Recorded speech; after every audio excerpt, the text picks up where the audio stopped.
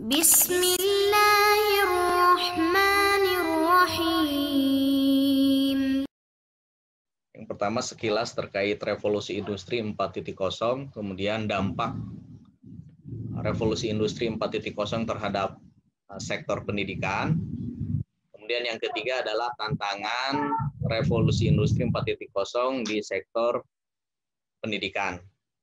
Ini salah satu referensinya kami ngambil dari jurnal yang dikirim oleh Bapak dosen kita ya. Itu salah satu referensinya. Baik, Bapak Ibu yang dimuliakan Allah Subhanahu wa taala, ini adalah sebuah teori ya terkait di antara teori revolusi industri, bahwa revolusi industri ini adalah tahap dalam pengembangan pengetahuan di mana garis antara bidang fisik, digital, dan biologis dikaburkan. Atau kita mengenalnya juga dengan disruption era ya. Kita mengenal revolusi industri ini dengan istilah disruption era. Jadi era yang serba tidak menentu, serba tidak jelas, serba blur gitu ya. Kurang lebih seperti itu. Nah, sehingga dari revolusi industri 4.0 ini mengubah cara hidup kita, bekerja, berinteraksi satu sama lain dalam lingkungan yang berubah ini. Jadi para manajer, karyawan harus beradaptasi dengan cepat, mereka harus terbuka dan dipersiapkan untuk strategi baru untuk memahami fakta bahwa risiko dan inovasi tidak dapat dihindari. Sehingga ada istilah sekarang, organisasi yang tidak siap dengan perubahan maka akan punah. Berubah atau punah. Gitu, kata kunci dari revolusi industri 4.0 ini. Nah, kita bisa lihat juga perubahan pengetahuan yang cepat telah mengembangkan model pendidikan baru untuk masa depan. Ya, jadi kata kuncinya ini kami kasih tanda merah, kecepatan, perpaduan teknologi, luas, dan kedalaman yang tentunya berbeda. Nah, ini diantara ciri revolusi industri 4.0. Jadi cepat, terus berbasis teknologi, dan tidak menentu. Baik, Bapak Ibu, ini yang selanjutnya adalah dampaknya. Nah, ini yang paling penting bagi kita, dampak dari revolusi industri 4.0 di sektor pendidikan. Apa saja dampaknya? Bisa kita lihat. Nah, ini berdasarkan jurnal ya, dari referensi jurnal yang diberikan Pak dosen. Yang pertama adalah dampak revolusi industri di sektor pendidikan ini, disrupsi pendidikan yang berubah cepat. Ya, yang tadinya kita tidak mengenal Zoom, termasuk juga ke depan akan ada perubahan-perubahan yang baru. Kemudian di dunia kerja bukan lagi berbasis job desk, tugas, tapi berbasis kualitas. Bahkan yang terbaru, ini yang terbaru ya, di jurnal tersebut disebutkan bahwa teknologi ini akan menggerus sebagian besar pekerjaan manusia. Nah, contohnya disebutkan di jurnal ini bahwa yang terbaru ini ada robot selebriti yang tugasnya sebagai pramusaji. Jadi pelayan di restoran atau di tempat-tempat swalayan itu sudah menggunakan robot, dan robotnya disetting robot-robot dengan tampilan selebriti gitu. Nah, sehingga di data disebutkan manusia akan kehilangan pekerjaan hampir setengahnya gitu. Jadi kalau misalkan penduduk dunia 7 miliar, 3,5 miliarnya ini yang hanya bisa bekerja atau memiliki akses, sisanya tidak bekerja karena dampak dari revolusi industri 4.0 ini. Sehingga ini menjadi tantangan tersendiri buat pendidikan. Selanjutnya, nah ini juga sangat luar biasa ya, disebutkan di jurnal ini bahwa Peter Drucker di tahun 1997 pernah mengatakan universitas tidak akan bertahan, pendidikan tinggi berada dalam krisis yang parah.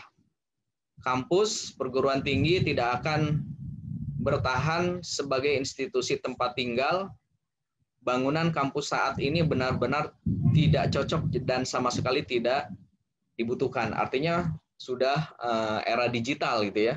Ini diantara dampak yang akan dirasakan di sektor pendidikan karena era revolusi industri 4.0 ini.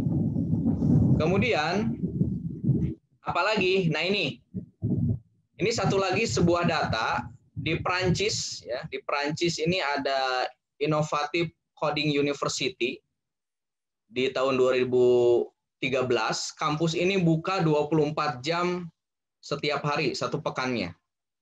Tidak ada biaya guru, tidak ada biaya buku, tidak ada uang sekolah. Jadi siswa ini bekerja berdasarkan proyek. Jadi siswa bekerja berdasarkan proyek ditentukan.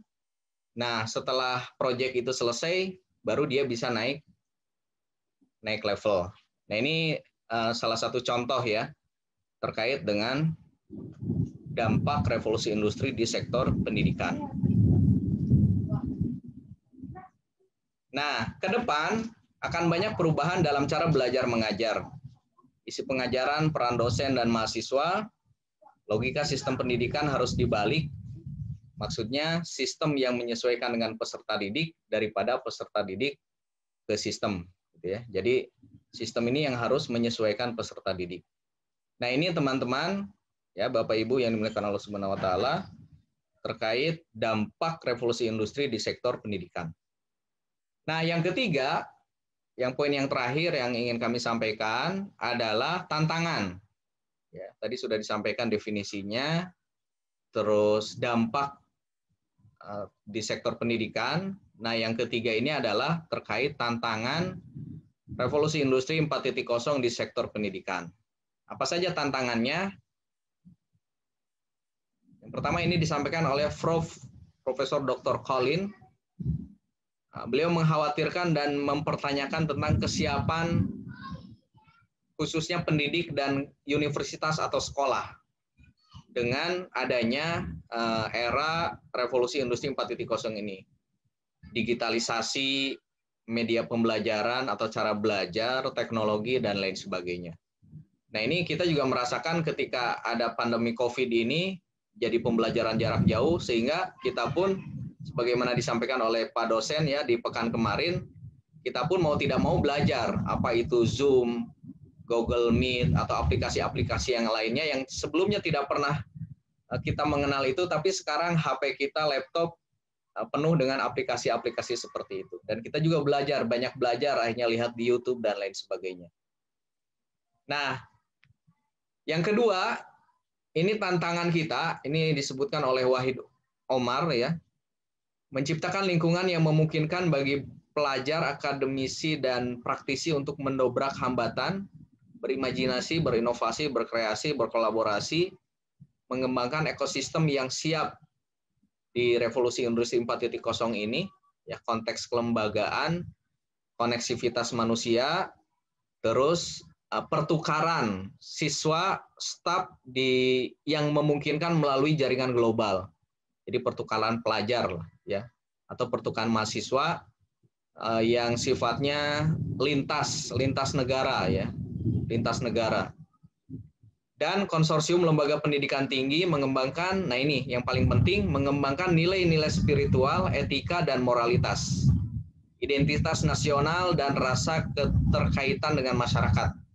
Nah ini harus tetap dipertahankan melalui penyampaian kurikulum yang dan transfer teknologi, dan memperhatikan manfaat dan resiko yang ditimbulkan oleh revolusi industri 4.0 ini. Ya, maksudnya apa? Maksudnya beliau menitik beratkan terkait dengan bahwa dampak negatif dari revolusi industri 4.0 ini diantaranya adalah akan sedikit banyak merusak nilai-nilai spiritual, etika, moralitas, ya, karakter, budaya nasional. Nah ini harus diantisipasi. Nah ini ya, ini juga sebuah data ya, sebuah data yang bisa kita lihat. Jadi perubahan-perubahan yang harus diketahui oleh kita, terutama para pendidik, ya, para aktivis pendidikan. Yang pertama adalah tren pekerjaan. Jadi pekerjaan yang tersedia di sekarang, mungkin saja di 10 tahun, 20 tahun yang akan datang, pekerjaan tersebut sudah tidak ada. Ya. Saya baca di website Talenta, ya. Jadi tren pekerjaan di masa depan itu di tahun 2035 itu justru nanti yang banyak dicari itu adalah tukang sampah. Ya, itu akan mahal harganya profesi tukang sampah. Itu berdasarkan penelitian yang dilakukan oleh yang dirilis di websitenya Talenta, ya, Talenta ID kalau tidak salah, ya. Kemudian era digital, ya, artinya universitas perlu secara konsisten mengantisipasi dan bersiap untuk mengubah keterampilan dan pengetahuan baru. Jadi anak-anak kecil itu sekarang sudah belajar yang namanya coding, ya, karena ke depan ini sangat-sangat dibutuhkan profesi ini, ya, terkait coding ini. Terus yang selanjutnya apa? Mengubah sikap dan tingkah laku siswa. Maksudnya apa? Jadi dari imigran digital, ini kita kan posisinya sekarang imigran digital, ya. Yang tadinya tidak melek digital, akhirnya harus belajar digital sampai hingga digital native. Maksudnya dia yang memproduk aplikasi-aplikasi tersebut. Makanya tadi tren anak-anak sekarang itu adalah belajar yang namanya coding.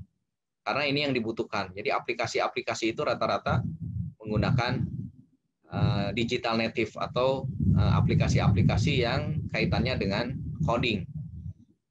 Nah, yang selanjutnya yang terakhir, yang keempat itu adalah mengubah terkait dengan tuntutan.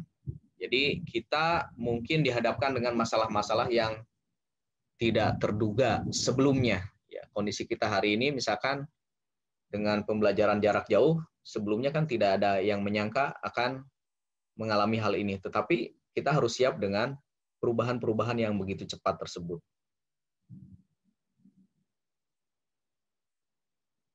Nah, ini 2 slide terakhir, ya. Perubahan ekonomi sosial yang cepat, sekolah atau universitas harus mempersiapkan siswanya untuk pekerjaan yang belum tercipta. Tadi ya sudah disampaikan, teknologi yang belum ditemukan dan masalah yang belum kita ketahui akan muncul. Di sektor pendidikan tinggi ditekankan untuk bisa memenuhi kebutuhan komunitas digital, gitu ya. Jadi startup segala macam itu sudah mulai, ya. Terus transportasi melalui online segala macam itu sudah mulai, ya, beberapa tahun ini, dan ke depan akan banyak lagi model-model yang lain yang belum ada saat ini. Nah, ini sedikit data, ya, dari jurnal tersebut. Kita bisa lihat bagaimana tren pengguna teknologi. Yang pertama, kita dapatkan data 20% kecanduan internet. Yang kedua adalah 90%, ini tinggi, ya, berarti 90% anak-anak dan orang dewasa bermain game. Yang ketiga, 28% orang berusia 10-34 tahun tertarik dengan bacaan sastra. Yang keempat, bosan dengan sistem tradisional, belajar atau kuliah di kelas. Yang kelima, ini tren, ya, kalau perempuan menggunakan internet itu untuk alasan sosial, kalau laki-laki menggunakan internet ini adalah untuk keperluan virtual, game, ya, bermain game virtual. Nah, ini adalah tren penggunaan teknologi. Tentu saja kalau kita bagi praktisi pendidikan, pendidik, bagaimana merespon tren ini. Artinya ini riset, ya, yang dilakukan oleh Zuraida, meriset tren penggunaan teknologi. Nah, kita bagaimana merespon tren ini supaya pendidikan juga bisa tetap eksis dan dibutuhkan. Ya, terakhir kesimpulan. Jadi dari 3 poin tadi, ya, ini kami simpulkan yang pertama adalah bahwa menghadapi tantangan revolusi industri 4.0 ini, personal ataupun organisasi perlu memiliki strategi. Ya. Perkembangan teknologi seperti big data, kemudian AI ini artifisial ya, intelijen menggantikan sebagian besar proses yang tadi diantaranya adalah robot ya. Kemudian generasi berikutnya lebih tertarik pada penggunaan smartphone dan aplikasi. Ya. Jadi lebih tertarik baca itu menggunakan smartphone atau aplikasi-aplikasi tersebut. Nah, kemudian yang ketiga yang paling penting juga bagi kita menjaga karakter dan etika ini menjadi sebuah keniscayaan. Terlebih kita sebagai seorang muslimah, pengokohan pondasi akidah, ibadah, akhlak menjadi harga mati agar tidak tergerus ya dari dampak negatif dari revolusi industri 4.0 ya. Nah, ini yang bisa kami sampaikan sebagai pengantar.